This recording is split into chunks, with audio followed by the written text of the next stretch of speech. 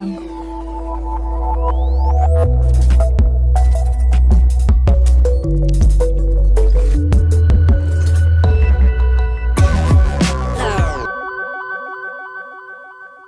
साथीहरु, स्वागत छ तपाईहरुलाई हाम्रो च्यानलमा। म हुँ विकास।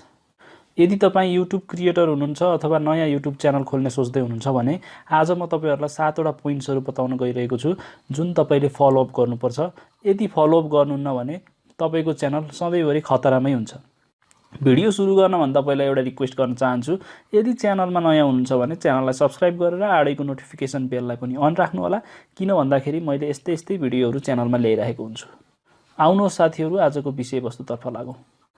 फर्स्ट पोइन्ट छ जुन तपाईले ध्यानमा राख्नुपर्छ, त्यो हो फलो कपिराइट रुल्स।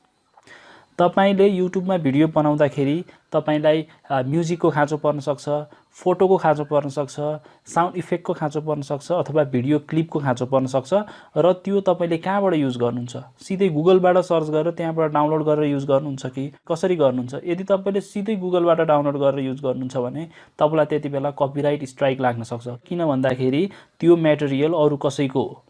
यदि उसले छुट दिएको छ, युज गर्नलाई छुट दिन्छ भने त्यतिबेला तपाईलाई केही डर हुँदैन, तर तपाईले यदि अरूको मटेरियल जबरजस्ती युज गर्नुहुन्छ भने तपाईलाई त्यहाँ कपिराइट स्ट्राइक लाग्छ र तपाईलाई युट्युबले जस्तो पनि सजाय दिन सक्छ। मैले फ्री मिडिया फाइल्सहरुलाई कसरी डाउनलोड गर्ने भन्ने भिडियो अलरेडी बनाइसकेको छु, त्यसको लिंक तल डिस्क्रिप्सनमा पनि दिनेछु, त्यहाँबाट हेर्नु होला। सेकेन्ड पोइन्ट छ जुन तपाईले ध्यानमा राख्नुपर्छ, त्यो हो फलो कम्युनिटी गाइडलाइन रुल्स। अब यसमा के पर्छ भन्दाखेरि जस्तो कि तपाईले कुनै पनि भिडियो बनाउनुहुन्छ जहाँ चाहिँ हात हतियारहरु बनाउने भिडियो छ अथवा गोला बारुद कसरी बनाउने भन्ने भिडियो छ, सेक्सुअल कन्टेन्ट छ तपाईको भिडियोमा, अथवा तपाईले ड्रग्सलाई प्रमोट गरिराख्नु भएको छ, अथवा तपाईले कसैलाई गाली गलौज गरिराख्नु भएको छ भने त्यो चाहिँ तपाईको कम्युनिटी गाइडलाइनको खिलाफमा भयो है। तपाईले कम्युनिटी गाइडलाइनलाई भोइलेट गर्नुभयो। त्यस्तो अवस्थामा तपाईलाई युट्युबले जस्तो सुकै सजाय दिन सक्छ, तपाईको च्यानल डिलिट गरिदिन पनि सक्छ, त्यो कन्टेन्ट जुन तपाईले बनाउनु भएको छ त्यो कन्टेन्टलाई डिलिट गरिदिन सक्छ अथवा तपाईलाई कुनै खालको सजाय दिन सक्छ युट्युबले। त्यो युट्युबमा भर पर्ने कुरा हो।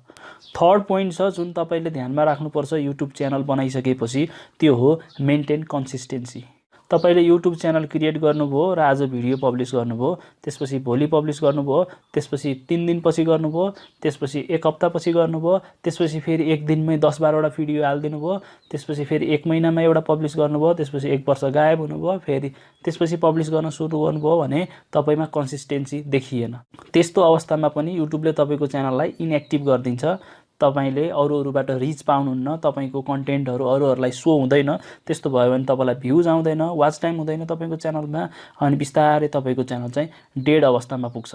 त्यो भएको भएर यदि तपाईले दैनिक भिडियो राख्नुहुन्छ भने दैनिक राख्नुस् हैन, 2-2 दिनमा राख्नुहुन्छ भने 2-2 दिनमा राख्नुस्, 1 हप्तामा राख्नुहुन्छ एउटा भिडियो भने 1 हप्तामा राख्नुस्, 10 दिनमा राख्नुहुन्छ भने 10 दिनमा राख्नुस्, 1-1 महिनामा राख्नुहुन्छ भने 1-1 महिनामा राख्नुस्, तर तपाईले कन्सिस्टेन्सीलाई चाहिँ मेन्टेन गर्नुपर्छ। फोर्थ पोइन्ट छ जुन तपाईले ध्यानमा राख्नुपर्छ, त्यो हो अभोइड क्लिकबेट। अब जस्तो कि तपाईको भिडियोमा एउटा कुरा छ, तपाईले बाहिर थम्बनेलमा एउटा कुरा लेख्नुभयो भने तपाईलाई त्यतिबेला युट्युबले सजिलै पक्रिन सक्छ। जस्तो कि जब कुनै भ्युअरले हाउ टु मेक मोमो भनेर सर्च गर्यो, त्यो सर्च गर्ने क्रममा तपाईको भिडियो फेला पर्यो हैन, बाहिर थम्बनेलमा चाहिँ तपाईले मोमोको चित्रहरु राख्नु भएको छ अनि लेख्नु भएको हुन्छ हाउ टु मेक मोमो भनेर, त्यो देखेर कुनै भ्युअरले चाहिँ त्यहाँ क्लिक गर्यो र भित्र क्लिक गरेर छिरिसकेपछि भित्र भिडियो हेर्दाखेरि चाहिँ मोमोको चित्रहरु मात्र रोलिङमा देखाउने हैन, त्यस्तो खालको मात्र भिडियो छ, त्यहाँ मोमो कसरी बनाउने भनेर सिकाएकै छैन, अरु कुराहरु छ भने त्यस्तोलाई क्लिकबेट भनिन्छ। अब क्लिकबेटलाई पनि तपाईले सही तरिकाले पनि प्रयोग गर्न सक्नुहुन्छ हैन, यसको बारेमा म पछि भिडियो बनाउला कसरी सही तरिकाले क्लिकबेटको प्रयोग गर्न सकिन्छ। तर एकदम भ्युअरलाई नै इरिटेट गर्ने खालको, रिस उठ्ने बनाउने खालको त्यसरी क्लिकबेट चाहिँ कहिले नि गर्नु हुँदैन। युट्युबले तपाईको भिडियो क्लिकबेट हो कि होइन भनेर सजिलै पत्ता लगाउन सक्छ। यदि तपाईको भिडियोमा धेरै मान्छेहरु आए र एकैछिन पनि नटिकिकन फेरि त्यो भिडियो क्लोज गर्दै अथवा ब्याक गरे भने युट्युबको एल्गोरिदमलाई त त्यो थाहा हुन्छ हैन, यो भिडियो वाच भइरहेको छैन, भ्युअर चाहिँ आइरहेको छ, भ्युज चाहिँ धेरै भन्दा धेरै छ, तर वाच टाइमै छैन, एकदम कम छ, अलिअलि एभरेजमा जानु त छुट्टै कुरा हो, त्यहाँ वाच टाइम नै छैन भन्दा पनि हुन्छ। त्यस्तो खालको भिडियोलाई फेरि एकचोटी युट्युबको टिमले चेक गर्छ र हेर्छ भित्र भिडियो कन्टेन्ट र त्यस्तै खालको क्लिकबेट रहेछ भने त्यो च्यानललाई टर्मिनेट पनि गरिदिन सक्छ अथवा कन्टेन्टलाई रिमुभ गरिदिन सक्छ, जस्तोसुकै सजाय पनि दिन सक्छ, त्यो युट्युबको हातमा हुन्छ। फिफ्थ पोइन्ट छ जुन तपाईँले ध्यानमा राख्नुपर्छ, त्यो हो video title description and tag should be similar. अब यो भनेको कस्तो भन्दा तपाईँले भिडियो जस्तो बनाउनु भएको छ टाइटलमा पनि त्यही लेख्नु पर्यो, त्यही सम्बन्धीकै टाइटल हुनु पर्यो हैन। हाउ टु मेक मोमो भन्ने टाइटल छ, भित्र चाहिँ चिया बनाइरहेको छ भिडियोमा भने त्यो भएन। जस्तो कि तपाईँले टाइटलमा हाउ टु मेक मोमो भनेर राख्नु भएको छ, ट्यागमा पनि त्यस्तै खालको ट्यागहरू दिनु पर्यो।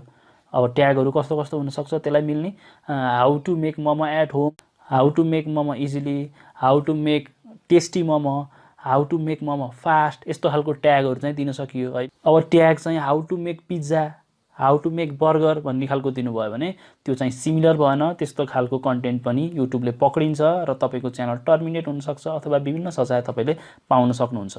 सिक्स्थ पोइन्ट छ जुन तपाईँले ध्यानमा राख्नुपर्छ, त्यो हो अभोइड रियुज। अब यो भनेको के हो भन्दाखेरि तपाईँले अरू कोही युट्युब क्रिएटरको कन्टेन्टलाई डाउनलोड गरेर युज गर्नुभयो भने त्यो रियुजमा पर्यो।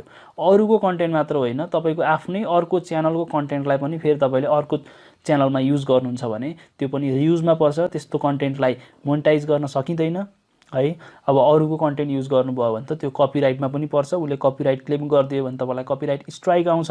त्यही भएको भएर कुनै पनि मेटेरियललाई चाहिँ अरूको मेटेरियललाई युज गर्न पाइएन, आफ्नै मेटेरियललाई पनि युज गर्न पाइएन। यदि युज गर्ने हो भने फेयर युसेजको पोलिसी पढ्नु पर्यो पहिला राम्रोसँग, अनि बल्ल बुझेर मात्र युज गर्न सकिन्छ। कति पोर्सनहरू युज गर्ने, कति पर्सेन्ट युज गर्ने, अनेक कुराहरू हुन्छ, त्यसको बारेमा फेयर युसेज पोलिसी चाहिँ एकचोटि पढ्नुपर्ने हुन्छ।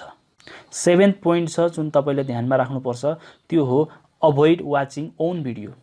अब यो भनेको के हो भन्दाखेरि साथीहरू, तपाईँले आफ्नो युट्युब एपमा लगइन भएको हुनुहुन्छ आफ्नो मोबाइलमा हैन, तपाईँको आफ्नै जुन च्यानलको आइडीबाट लगइन भएको हुनुहुन्छ र आफ्नै भिडियो तपाईँले हेरै गर्नुभयो भने त्यो पनि राम्रो मानिँदैन। र यदि तपाईँको च्यानल मोनेटाइज छ भने त झन् तपाईँले त्यो एड पनि डिस्प्ले भइरहेको हुन्छ तपाईँको भिडियो सँगसँगै, र आफैले आफैको एड हेर्नु भनेको त्यो इलिगल काम हो।